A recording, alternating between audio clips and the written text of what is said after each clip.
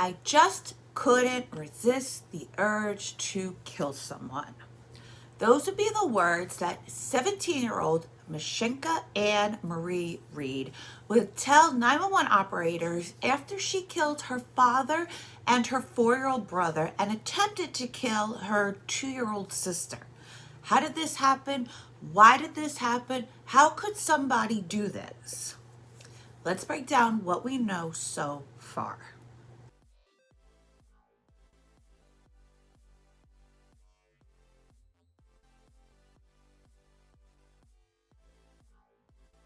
Hi guys, welcome or welcome back. Thank you so much for being here. It's so greatly appreciated. It truly, truly is.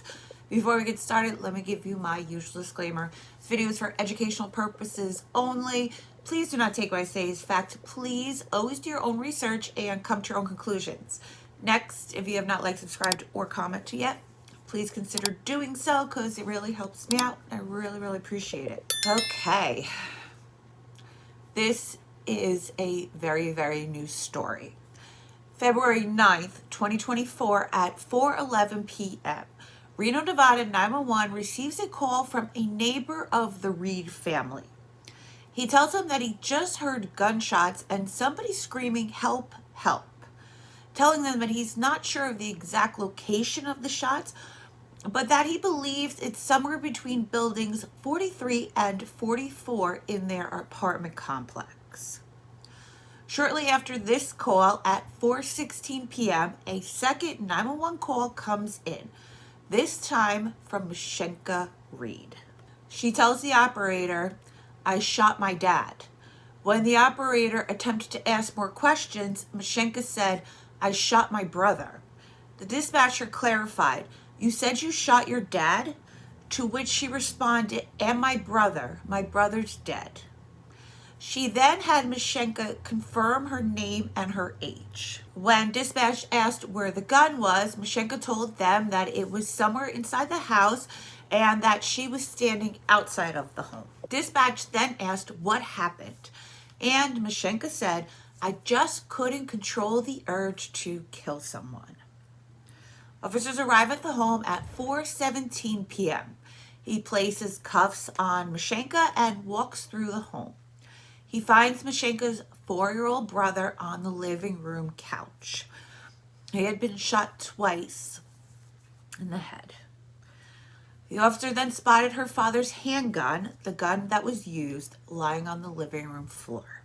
As he continued through the home, he enters the garage. That's where he finds Mashenka's father, 39-year-old Justin Reid. He had been shot twice in the chest and once in the back. Because Mashenka told the 911 operator that her sister was locked in a bedroom, finding her was next on the list. He kicked in a locked bedroom door, and that's where he found Mashenka's 2-year-old sister unharmed. February 10th, 2024, officers show up to the Washoe County Jail to speak to her. Investigators ask her if something happened that would be responsible for this series of events taking place. She tells them that it all started after her mother walked out on them on December 15th. She never said anything to them about her plans to run away, and she never came back. She says that after her mother walked out on her, she became extremely depressed. I get that. I do. I get that. I get that. I understand that. I see that. I don't believe that that constitutes taking out your entire family. But then she says she didn't actually talk to her much, and when she did talk to her, her mother would go off on tangents about spirits and aliens. Officers ask her what types of symptoms she was experiencing and what types of things were happening that was different from before her mother ran away. So Mashenka told them that she began getting hot in her face and her privates when she saw anyone cry or bleed. She goes on to say that she didn't see blood on a frequent basis, then clarified that it was screams of pain that would cause her to get hot.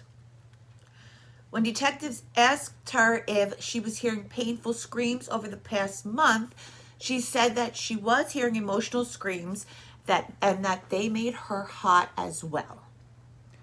When they asked her for specifics, Mashenka told a story about her father sitting in his chair playing video games and crying about how he missed her mother, how he hated her mother, and how he hated himself.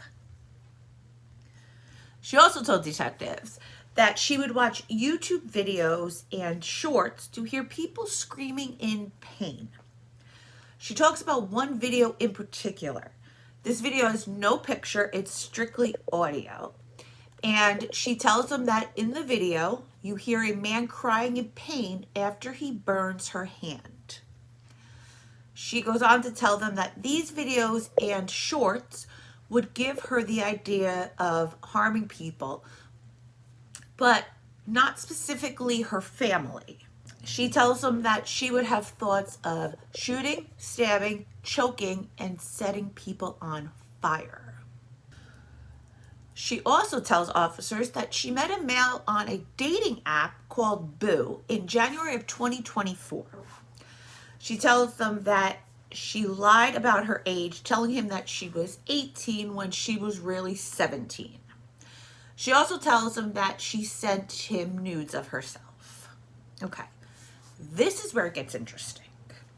She tells him that she only spoke to him for 2 days because she knew it was wrong for him to be talking to her and for her to be sending him her nudes when she was underage. So it's interesting to me that she cuts off communication with this absolute stranger on the internet after 2 days because she lied to him about her age and she was sending him nude photos of herself. But she has no problem taking out her father, her brother, and she had plans to take out her sister. Then she goes into detail about the night. She tells them that her father taught her how to shoot his gun about 2 years ago. That night, Mashenka asked her father to go to the store to get items to make a pizza with. The reason she did this was because she had to give herself enough time to remember how to use the gun. She even went so far as to watch YouTube videos about it. Premeditation. She took her little sister, who was in the living room playing with her toys at the time, and locked her in her father's bedroom. But she cannot give any explanation as to why she did this. They asked her, and she does not know why she locked her in the bedroom, but she did. Then she stood approximately 2 arms length away from the garage man door entry, and she waited for her father to return. Once her father entered the residence, she shot him 3 times in the upper extremity and torso. She claims that her father fell backwards into the garage, trying to grab the door as he did in an attempt to get away from her. From there, she walked into the living room where her 4-year-old brother was laying on the futon watching television.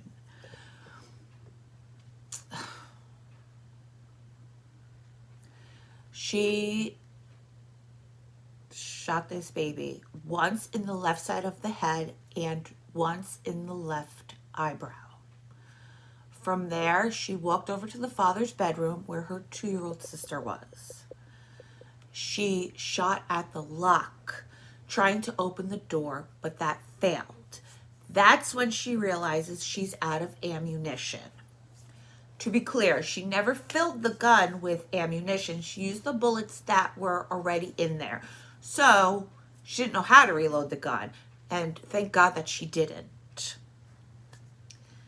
The reason she left her baby sister unharmed is really still unknown, because she brought a knife with her.